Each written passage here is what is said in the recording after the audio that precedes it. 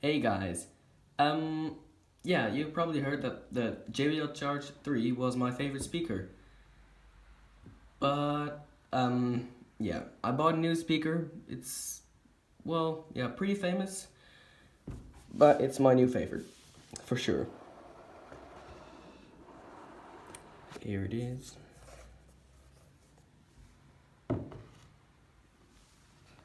It is this one.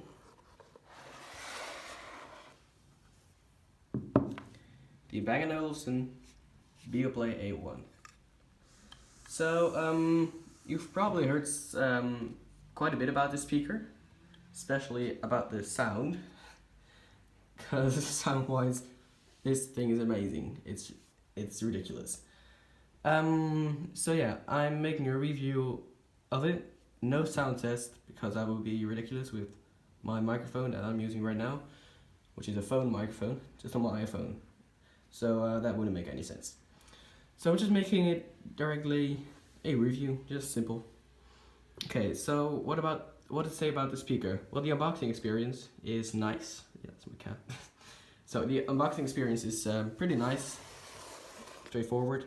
And under this, which is pretty hard to get out, is the cables and manual, the usual stuff. So yeah, what to say about the speaker? Well, design-wise, I like it a lot. It is pretty heavy, especially for the size. That is the first thing that I found out when I picked it up. It is really heavy for this size. So yeah, well yeah, it's aluminum. So it is sensitive for scratches. So watch out when watch out for scratchings because yeah, it scratches very easily. Even though Bang& Olufsen states that every scratch tells a story, well, not for me. I just don't like them. Probably most of you don't either. Yeah. So the layout, if I can get this off. Wait, let me try this. Yep. Okay. So taking off the grill is very easy. So the grill is very lightweight. Actually, yeah, very lightweight. Like a sheet of paper. There's material inside for the water resistance because it is water resistant, not waterproof, water resistant. Yeah, so that's nice, of course. And here you see the speaker itself. It is one big woofer for your mids and lows. I think it's about 3 inches, I'd say, not sure. 2.5, something like that. And a very small tweeter. So yeah, it's pretty simple, straightforward, works like a charm, this layout. Okay, yeah, so getting this thing back on is hard. You always gotta find the right spot. There's only one way to put it on. So let me try that right now. Yeah, there we go. Okay, that one's on. And so, yeah, what more? The sound. Yeah. This is what made me replace my Charge 3 with this one, for the most part. Because yeah, the Charge 3 is a bit more rugged, so I take that to the beaches. But this one is for the park and indoor use, and just some simple outdoor use, you know what I mean. Yeah, so the sound, it's ridiculous. It is very good. It reaches deeper than the Charge 3. The highs are way better because the Charge 3 is lacking highs. This one isn't. It simply isn't. It's a pretty balanced sound.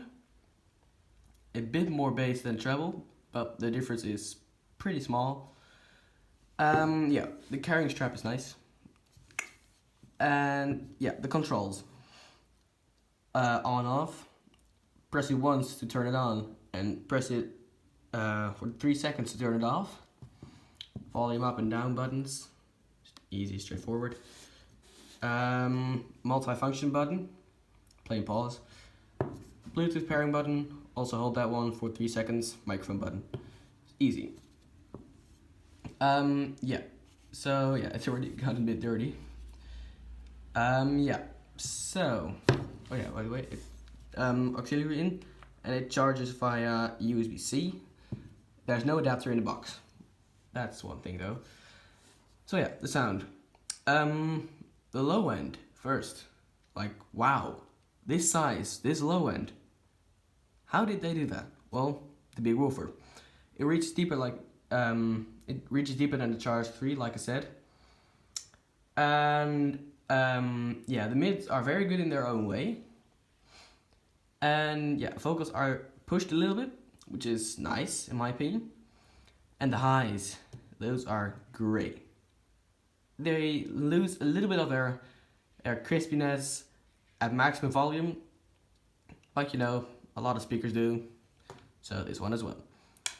Yeah, of course, at about 2/3 of the volume and higher, it also starts reducing bass. Depending on the song, more or less than the Charge 3. So it really depends on the song. Some tracks it really still keeps more bass, and some tracks the Charge 3 keeps more bass. It's, well, weird. Yeah, but there is one thing that I don't really like, which is at about 2/3 of the volume, with only a few tracks. Most don't, but only with a few tracks, this speaker is struggling with the bass. Like those very deep house kicks and loud house kicks, this one tends to struggle with the bass, which is annoying sometimes, but I don't listen to that kind of music all the time, so for me it's not that much of a problem, but I can see this as a problem for some people. So, yeah, it reaches deep.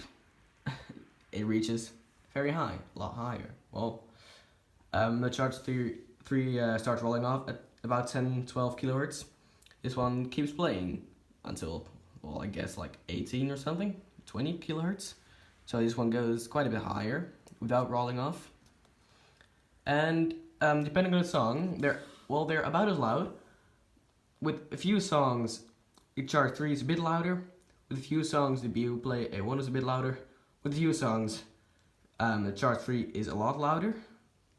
With a few songs, the A1 is a lot louder. But in general, I think the A1 is just a tiny bit louder than the Charge 3 with most songs, but the difference is pretty small. So, yeah, it is water resistant. I believe I said it already. Oh yeah, the build again. Yeah, it is solid. It's not a tank, but it is solid. I mean, it's aluminum. It's solid aluminum. So yeah, it can probably withstand some minor drops, but like I said, it's very prone to scratches. So that's annoying. Oh yeah, another thing. The battery life. They claim 24 hours. No way it's gonna get that. Only at like 20% volume. It maybe gets the 24 hours, but like 30% or higher, it already won't. Especially at maximum volume, it's about 2, 3, and depending on the genre, maybe 4 hours, but really not more than that of maximum volume. Yeah, even though it's pretty loud, but 4 hours is, well, probably you won't get that. So yeah, 2 hours, 3 hours for most people, it is a lot less than 24 hours, what they claim. So yeah,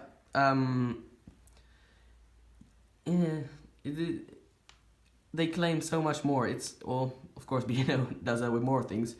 Like also they claim that the speaker's got 60 watts of power. Well, I don't think so. I mean, it's only one woofer and one tiny tweeter, so 60 watts of power, yeah, I don't think so.